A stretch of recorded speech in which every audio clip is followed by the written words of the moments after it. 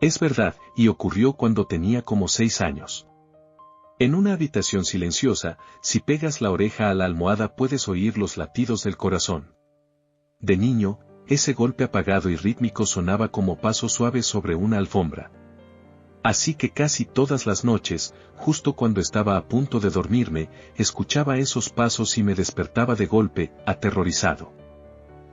Durante toda mi infancia viví con mi madre en un barrio bastante tranquilo que estaba pasando por una fase de transición. Gente de menos recursos se mudaba poco a poco y mi madre y yo éramos de esos. Vivíamos en el tipo de casa que ves transportada en 2 piezas por la autopista. Pero mi mamá la cuidaba bien. Había muchos bosques alrededor del vecindario en los que jugaba y exploraba de día. Pero por la noche, como suele pasarle a un niño, todo cobraba un tinte siniestro. Eso, sumado a que nuestra casa tenía un hueco grande debajo, llenó mi cabeza de monstruos imaginarios y escenarios de los que no podía escapar cuando los pasos me despertaban. Le conté a mi mamá lo de los pasos y ella dijo que me lo inventaba. Insistí tanto que me echó agua en los oídos con una jeringa de cocina que usaba para el pavó, solo para ver si me calmaba, porque pensé que eso ayudaría. Claro que no ayudó. A pesar de todo el miedo y los pasos, lo único raro que pasaba de vez en cuando era que me despertaba en la litera de abajo, aunque me hubiera dormido en la de arriba. Pero eso no era tan extraño porque a veces me levantaba para hacer pis o buscar agua y recordaba volver a dormir en la de abajo. Soy hijo único, así que no importaba. Esto ocurría 1 o 2 veces por semana, pero despertarme en la litera de abajo no daba tanto miedo. Pero una noche no desperté en la litera de abajo.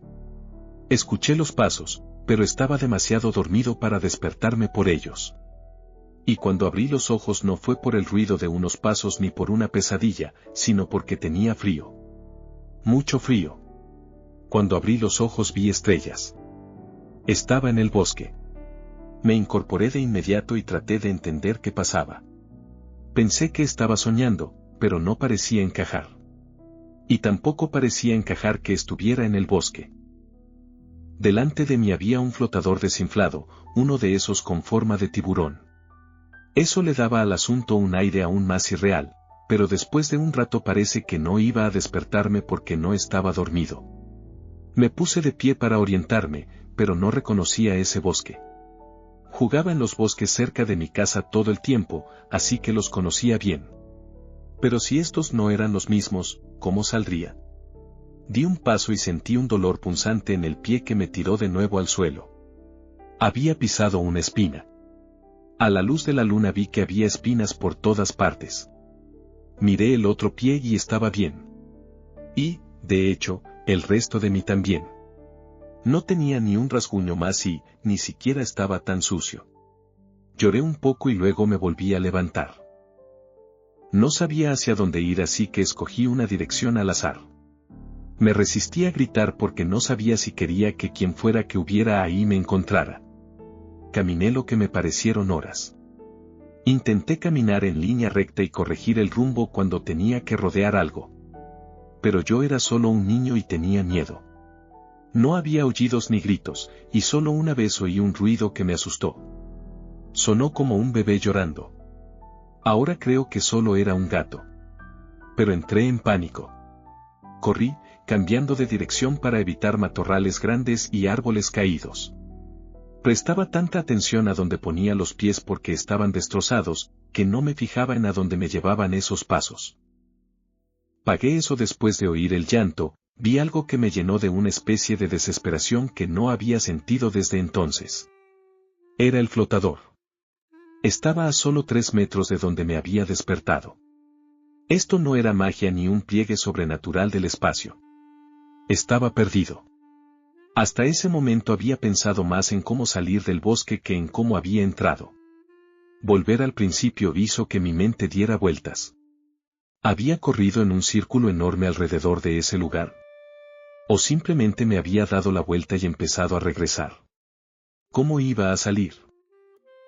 En ese entonces yo creía que la estrella del norte era solo la estrella más brillante, así que encontré la estrella más brillante y la seguí.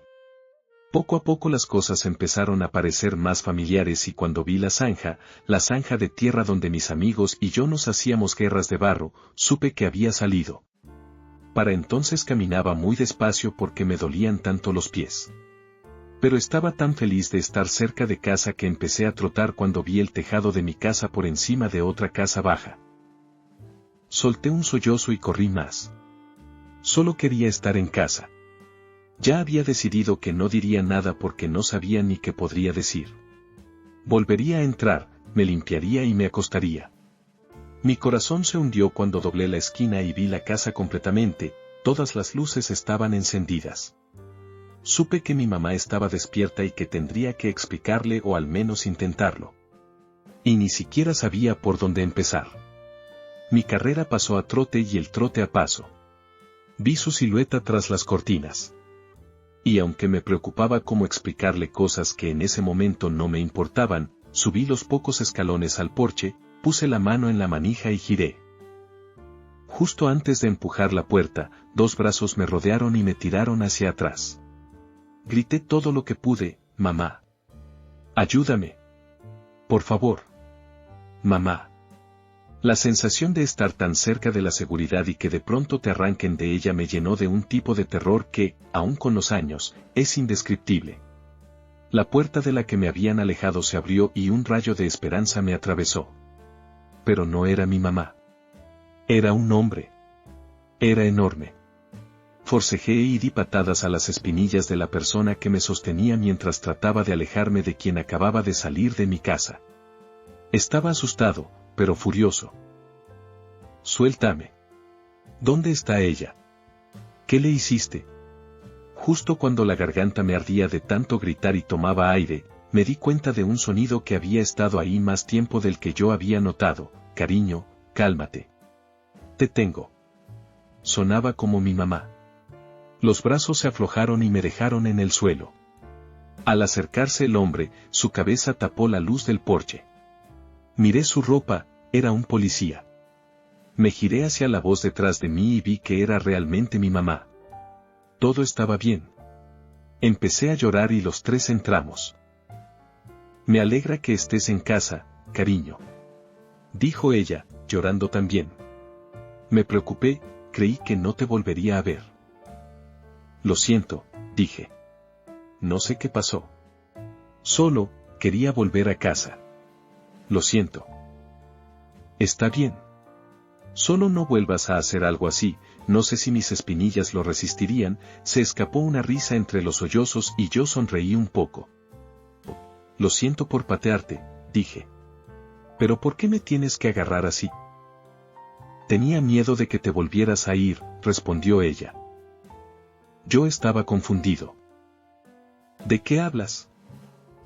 Encontramos tu nota en la almohada, dijo, señalando un papel que el oficial deslizó por la mesa. Cogí la nota y la leí. Era una carta de fuga. Decía que era infeliz y que nunca más quería ver a mi mamá ni a ninguno de mis amigos. El policía intercambió unas palabras con mi mamá en el porche mientras yo miraba la carta. No recordaba haber escrito una carta. No recordaba nada de todo aquello. Pero incluso si a veces me levantaba de noche y no lo recordaba, o si hubiera ido al bosque por mi cuenta, lo único que en ese momento sabía era esto: así no se escribe mi nombre. Yo no escribí esa carta.